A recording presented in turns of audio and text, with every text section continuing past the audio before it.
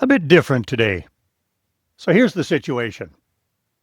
Angela's mom is turning 89, and we were completely stuck on what to get her.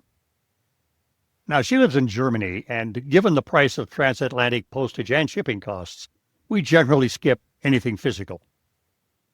This year, we tried something completely different. We made her a song with AI. Now, we're not showing you that song. Angela's mom is a very private person, and the song was full of family details that she would prefer to keep private. Completely fair. So instead, we're going to demo a song that we created for our Osher Lifelong Learning Institute, or OLLI, the group we work with at the University of Arizona. That fits our age demographic, so we assume that most of you can relate. Before you get too impressed, full transparency. Neither of us plays an instrument, and I can't even carry a tune. Until about 3 weeks ago, I thought a bridge was something you drove over. Turns out it's also part of a song. Who knew? Not me. And yet Angela and I created not just one song, but several. No musical training, no instruments, no childhood piano lessons. Just two people, two AI tools, and a complete absence of shame. Here's exactly how we did it. We started in Claude. Songwriting is fundamentally about language and the rhythm of words, and Claude is simply the best tool we have found for that. We tested ChatGPT first. It gave us something perfectly serviceable, kind of a song a committee produces. Claude gave us something that actually felt like it meant something. And when you're making a song for someone you love, that difference matters. Angela set up the first prompt by giving Claude a role. She told it was a songwriter known for warm, uplifting, clever songs, celebrating lifelong learning and community. Notice we told it who to be before we told it what to write. That habit pays off with any AI tool. The actual request was for a song about our OLLI group, ages 55 and older, joyful, witty, heartfelt, never patronizing, celebrating curiosity, friendship, lively debate, and all the things that make showing up every week worthwhile. Claude came back almost immediately with a full song, including verses, pre-chorus, chorus, bridge, and outro. We didn't ask for any of that structure. Claude just knew it belonged there. I'm still working out what a bridge actually is. Before we continue, disclaimer. Every interaction with Claude delivers a lengthy set of revised lyrics. To keep from boring you to tears, I'm not going to be reading those. We will be flipping through them pretty quickly, so if you do want to read them to compare versions, you'll have to pause the video. That said, if you want to hear the entire final version of the song, we will play that at the end of this video, so you can judge for yourself how good or bad it is. In addition, we'll be playing snippets of each different music style we produced to get you in the mood. Now back to the process. We asked for 4 verses instead of 2, then Angela spotted a structural problem. All 4 verses were stacked at the top with all of the chorus material piled on afterward. We asked Claude to redistribute everything so verses and choruses alternated properly. Fixed it immediately with a brief explanation of why pacing matters. Then a practical constraint. Suno, the music tool we used next, has a 4-minute limit, and it works better with short, punchy lines. We asked Claude to tighten the lyrics. It did that without losing the meaning.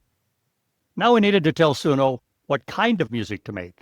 And here we were completely lost, because neither of us speaks musician. So we asked Claude to handle that too. We told it our group grew up in the 1960s and 70s with a soft spot for classic rock. And we asked it to generate a style prompt for Suno. What came back was something we could never have written ourselves. Somewhere between Fleetwood Mac, the Eagles, and a touch of Tom Petty. Well, I know who all of those were, but I had no idea that this was a legitimate music description. Apparently it is. Claude built all of that into the prompt, and then reformatted the entire lyric sheet with the tags that Suno needs. Verse, chorus, bridge markers, all ready to paste. One less thing to figure out. So we headed to our recording studio. Suno is at suno.com. A free account, no credit card. Inside, you'll see a simple mode where Suno writes everything, and custom mode where you bring your own lyrics. We use custom. Two boxes, one for lyrics, one for style. Angela pasted both in from Claude and clicked Create. That is genuinely all there is to it. Suno creates two versions simultaneously, which is useful because you almost always prefer one and can't quite explain why. Free accounts get roughly 150 credits a day, and each song costs 10 to 20 credits. Plenty of room to experiment. Now, since Suno takes a minute to work its magic, and we're genuinely as curious as you are about what comes out, this is a good moment to mention. If you're finding this useful, hit subscribe so you don't miss what we cover next. It costs you nothing, and it helps us reach more people in our demographic who could use exactly this kind of content. All right, let's hear what Suno came up with. Here is the soft rock version. I thought that learning had a finish line, that wisdom came with age and took its time. But here I am with minds that never quit, still trading stories, still not done with it.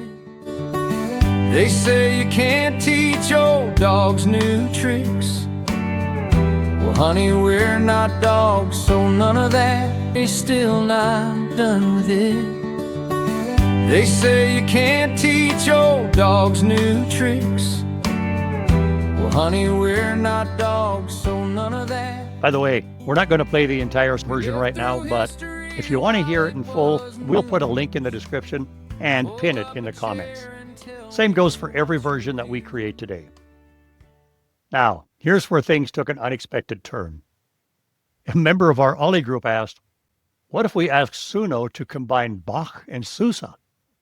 John Sebastian Bach, Baroque master who died in 1750, and John Philip Sousa, the March king who was born over 100 years later in 1854. About 180 years between them, and essentially nothing in common musically. Equal parts brilliant and absurd, which made it irresistible for us. Back to Claude. Angela asked for a Suno prompt combining Bach and Sousa. Claude took it completely seriously, delivered a detailed prompt, and noted this was the most ambitious style combination it had encountered, with results that might vary. Even Claude hedged on this. Everyone appreciated the humor of the situation. Same process. Angela pasted the lyrics and new style prompt into Suno and clicked Create.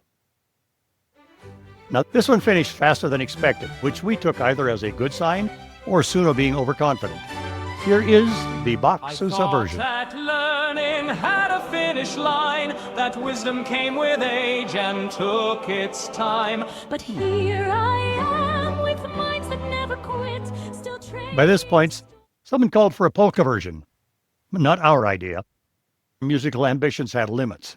But the group was in full momentum, and polka was requested with the kind of collective enthusiasm that makes saying no feel like letting everyone.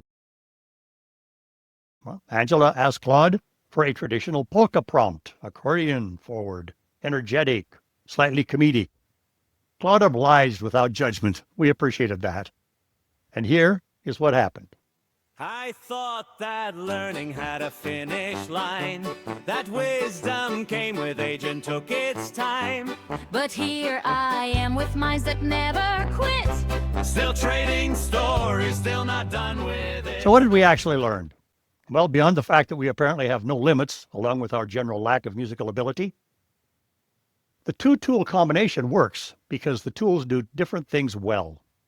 Claude handles language and musical vocabulary that you don't have. Suno handles production neither of us could have done otherwise. Together, they cover the gaps. Prompting matters more than the tools. The soft rock version sounds warm and specific because the style prompt was detailed and intentional. Vague in, vague out.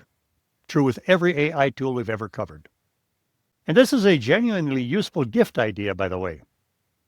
A song with specific details about a person or a moment lasts in a way that a card does not. You could even create a personal birthday song every year, celebrating their accomplishments in the past year. What a memory to start a collection with. Angela's mom got hers in German, by the way. With Claude and Suno, that's just one more line in the prompt. Start small, my suggestion. A birthday song for a grandchild, or something for a group that you belong to, like we did. A memory worth marking. You don't need to know what a bridge is. After 3 weeks, I'm still not even approximately sure. By the way, if you try this, drop a comment below and tell us who you made the first song for. We read every one. And if you found it useful, please share it with someone who might enjoy it too. Thank you for watching, and we'll see you next week.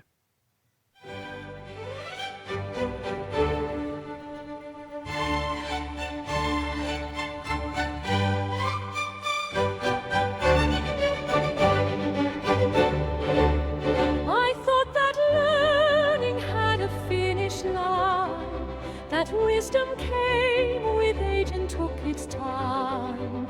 But here I am with minds that never quit, still trading stories, still not done with it. They say you can't teach old dogs new tricks.